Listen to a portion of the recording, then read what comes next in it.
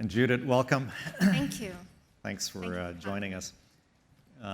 So our session is on AI for industrial asset management. With me today is Judit Prieto from Baker Hughes, and Judith has run commercial operations for Baker Hughes, so responsible for all the key clients, and is taken on now the role of a very strategic program for the company that's the Baker Hughes Industrial Asset Management program. So, but before we launch into that, Baker Hughes has also gone through the five stages of grief cycle that Tom talked about yesterday morning, but we won't dwell on that in this conversation. We'll just kind of move forward. Judith, if you could, if the audience is like me, I knew Baker Hughes as an oil field services company, but Baker Hughes is much more than that. So if you could just take a minute and just introduce the audience to all of the facets of Baker Hughes. Yes, and thank you, Ed, for having me, and thank you to the C3 team and Tom for the continued work together. So for those who are not familiar, Baker Hughes is an energy technology company. Our mission is to bring energy forward, and that energy needs to be cleaner, safer, and more efficient for people and the planet. The way we are structured is primarily around two divisions. One, it's called Oil Field Services and Equipment Business, and that is primarily operating in upstream. And so we provide services trying to get lower cost of barrel, cleaner barrels, as well as some of the equipment for upstream operations. When you think of the second division, it's called Industrial Energy Technology. And that will be a variety of technology and services, primarily on rotating equipment, and those are compressors or turbines, as well as now moving towards the energy transition, like could be hydrogen, CCUS, carbon capture and storage. We are also work on flow and processing. And then we have our digital portfolio. Just to give you a number, we hold over 8 million industrial sensors for condition monitoring and asset management. So quite a range portfolio of technologies. So the oil field services, equipment, critical equipment like compressors and turbines found in LNG, mining, across the board, and software. And we established a partnership 3 years ago now, in 2019. And basically, if I could take a moment and describe the BHC3 partnership, essentially, at the end of the 5 stages of grief that Baker Hughes had, your CEO, Lorenzo, and Seminelli visited Tom Siebel and myself, and basically put together an alliance to standardize on C3 AI as the AI analytics platform. That partnership has been enormously successful. We have developed AI applications, so BHC3 reliability, production optimization, process optimization. So there's about 6 such applications that we're taking to market together. So what's interesting is the domain expertise that Baker Hughes has, combined with the C3 AI platform. That's really what's resonated in the market, and we basically have a number of customers that have standardized. So Petronas, E&I, we're starting to work with Qatar Gas and others in the market. But Judith, maybe you can give your perspective from your seat on the BHC3 partnership. Yeah, look, it's been an interesting journey trying to develop and bring our joint venture alliance to customers. And I think the beauty of combining technology, domain, and understanding with the capabilities of predictive analytics and artificial intelligence has been very powerful. When I think of energy, there are three large topics right now that is in customers' mind. The first one is around operations. And if you look at the assets that Shell was sharing yesterday, those assets are not 3 months old. So suddenly you have an aging install base. The maintenance, the total cost of ownership of those assets are increasing. And as they get older, the downtime, it also creeps up. So that is one big element where AI is trying to support us as how we develop strategies around maintenance of those assets and so forth. The second pillar would be around business. And so you have highly volatile market. We just moved from a global pandemic to now a major political unrest. And you have an imbalance of supply and demand, which then throws all the pricing markets out of the window. No one would have said here in the room oil price would be at the levels that we have them today.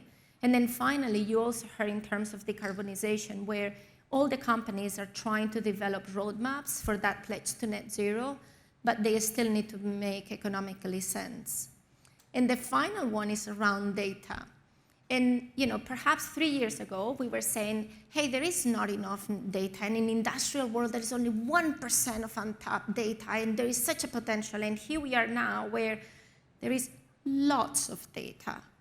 And all that data is most of the time disconnected in a way that for a user in a manufacturing plant or running a set of assets, it's very difficult actually for them to make sense of what decisions they need to do out of that data. So when you combine the big challenges that we face in the energy sector and the opportunity to bring that standardization common platform that helps to drive those analytics and decision making, it is recipe for success. Now, those in energy, you also know, we are not the fastest adopters.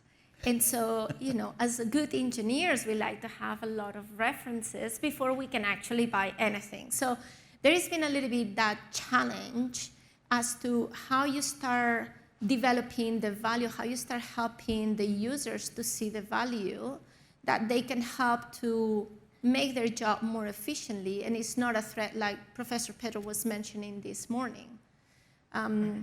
So we are in a journey. I think we are in the right path of the journey, but yes, it's taken a little bit of time. Now, perhaps if I may, I'm going to turn a question to you, Ed. I'm supposed to be asking you questions. But that's okay. We'll take it a little bit like this. So this is now going off-road. That's... So you, Ed, you've been since the beginning of the Alliance involved with Baker Hughes. And I think one thing that I'm always curious is, what are the differences and similarities that you see? Because C3 is also exposed to other verticals. And I think one of the very important things we need to do to move energy forward is start leveraging what other industrials are. So I wonder, in terms of adoption, in terms of creativity and that digital transformation, how you see the other verticals C3 plays versus energy. Well, I think you touched on it a little bit, Judith, which is the natural tendency of the operators in oil and gas to be deep engineers, and if it's not a physics-based model, they might not trust it, or an engineered solution. But I think what we learned from the partnership, frankly, is, and actually Pedro Dominguez touched on this, is that hiring data scientists to tackle problems in oil and gas, if you just get a data scientist, they're unlikely to be successful without infusion of domain knowledge. And we learned that early on in our journey with Baker Hughes. Is it's not sufficient to deploy a software team, data scientists, data engineers, into a project. It's actually really important to couple them with domain knowledge from Baker Hughes that actually understands production optimization, understands yield optimization in refineries or whatever the context, the oil and gas context happens to be. And it's really when you bring together domain expertise with the data sciences software, can you actually effectively solve the problem? And so those are some of the key elements. But I would say, Judith, if we look at if we can pivot, if you don't mind, to industrial asset management, perhaps you can talk about, so you have oil field services, you've got critical equipment, you manufacture, you monitor, you've got software, you've got the BHC3 alliance. How does industrial asset management fit into Baker's strategy? Yes, no, that's a great question. So I mentioned about the challenges that we face in the industry, and it's about highly complex maintenance programs, how we drive the total cost of ownership, and the amount of assets that we are managing. So we believe the solution needs to be with a slightly different approach. We need to start developing something that is connected, that is scalable, it's flexible, it's agile, and it has that domain understanding and expertise of the equipment. And so we are trying to develop now a suite of capabilities and solutions that are connected in a way that you develop a single pane of glass for operators, whether it's in a manufacturing plant, in a refinery, and suddenly you can bring all the different technologies for them to just make a decision. So we are trying to stay away from individual applications or softwares and just trying to have one cohesive one that actually helps. That exponential, so yesterday when Jim was talking about the exponential curve, we believe that exponential curve only will take place if you are able to start having an integrated view of your entire landscape. So basically, if I could summarize, you're taking all of the capabilities that Baker Hughes has, you're combining it with BHC3, the software, and then you're basically coming up with an integrated solution that goes beyond pure energy to other industrial organizations. So mining and metals, et cetera. Is that the vision? That is correct. We will start primarily with the existing solutions with the idea to start expanding.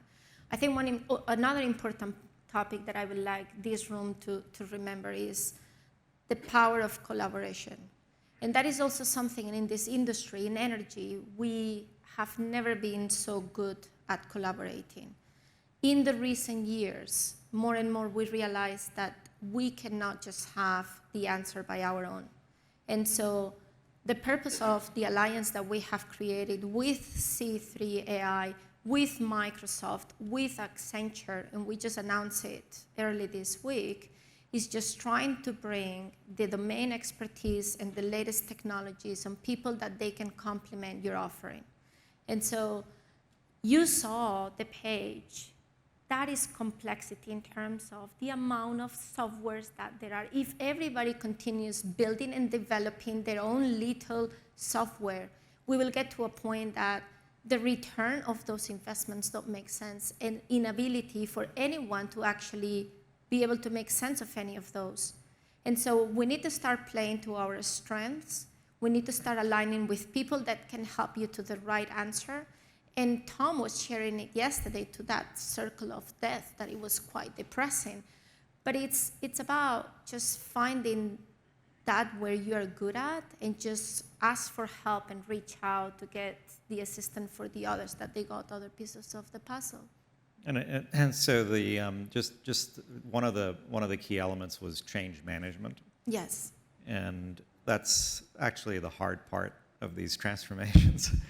And so you have, as I understand it, engaged Accenture in the implementations and change management. So is that your thoughts on that? Yes. So look, when I talk to customers, and they all start saying, Judith, we are 100% committed. They are also in certain point of that circle. I'm not share with them that is this death circle, but everybody is committed to a certain degree to that investment and that journey. And they say, however, we don't see the level of adoption in the ground as we would like to. And so when you start unpeeling a little bit the reasons as to why, is because we haven't been able to explain to the users the benefit of using and adopting these new technologies. And so you can have the best product, but if you don't explain how to use it, or more importantly, you need to start developing a product that you don't need to train people to know how to use it. And so undermining the power of change management as you go through this massive transformation is one of the single biggest mistakes. And so Accenture is very good at integration, deployment, change management, and we believe that this is going to be a core competency because you are also asking any business to change the way they operate, and that is very difficult. Super. So basically the vision is to bring all these technologies and service capabilities and make them available in the market writ large. Judith, how is this? How do you engage a customer that has equipment from Baker Hughes, that has equipment from other companies, and how does one actually engage with Baker on industrial asset management? So the first thing, we need to start moving from OEM, and whatever it is that we develop needs to start becoming OEM agnostic. So you cannot just attach to your own technology. Otherwise, you're going to be naive thinking that everybody's going to have your product on site.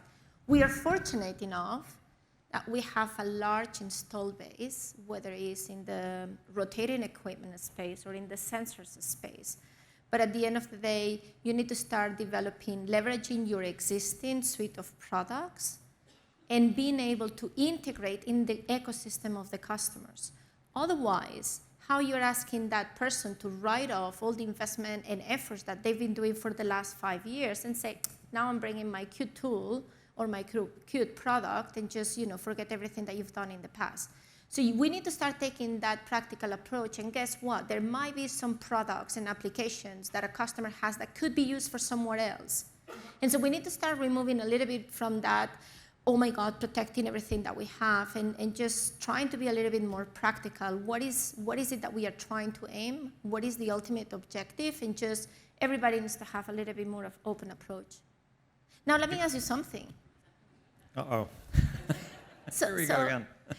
So, I have a script here, Judith. we might just as well following make it the a bit interesting. Otherwise, people after lunch may fall asleep. So here's the question, right? C3 has been a very critical partner for Baker Hughes. And so when we came to C3 and we said, there is this industrial asset management, we believe there is a massive opportunity in a gap that today is unserved by the market. What was that excited you to say, yes, I'll jump into the boat and I want to join into this journey? It's a good question. I think what was super exciting, Judith, about the way you were approaching it is that you were bringing all the pieces together for a complete solution. And we've kind of rattled them off, like the change management's critically important, the application platform that we covered yesterday with Human, all the capabilities to be able to not just develop but actually scale AI applications out. So you bring the C3 AI into the mix. Baker's experience with running these critical equipment and monitoring them remotely. These are all elements. If you think back on Dan Jevons' presentation about Shell and how they're scaling, these are all things that they had to do and discover. And I think Baker Hughes is basically assembling all of this together and delivering it as a unified, cohesive solution. a set of applications that can improve reliability in plants, it can improve production, optimization, it can improve yield, etc.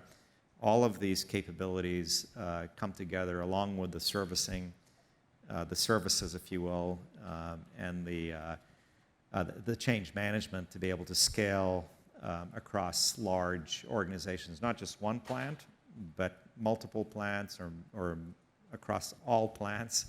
If you're Cargill, you have 1,000 of them, and basically deliver. At the end of the day, it's about delivering value. Absolutely. So that's what got us super excited. Good. I'm glad.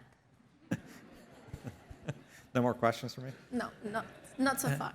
The last question I had for you, Judith, is really around the industry. I mean, we've talked about efficiencies, but can you talk about emissions for a moment? Yes. That's an important, sustainability and emissions is an important thread. So maybe you can just, if we could conclude on how does Baker Hughes see helping customers achieve their targets in that area?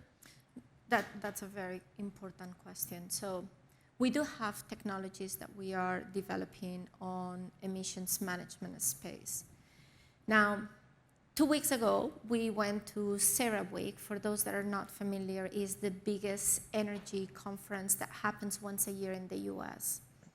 What was amazing to see there is all the discussions were around the new technologies that are going to help us to get to net zero, whether it's hydrogen, whether it's carbon capture, underground and storage, technologies that will be developed in the next 5 to 10 years. There was very little dialogue on efficiencies.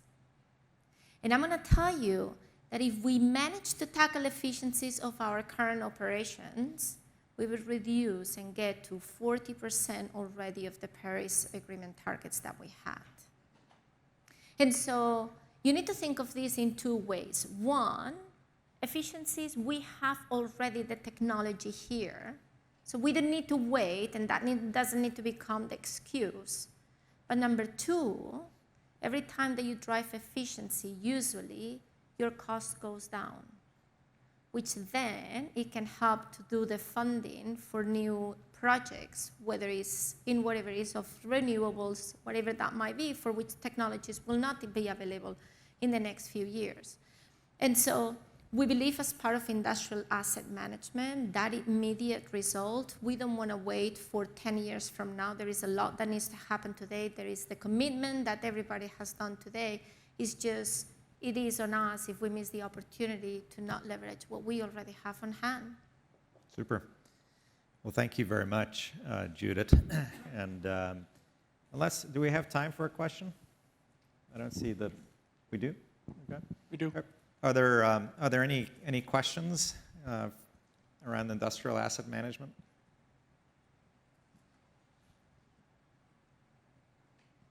No questions? Crystal clear. Very good. Well, thank you very much, Judith. Thank you. Really appreciate it.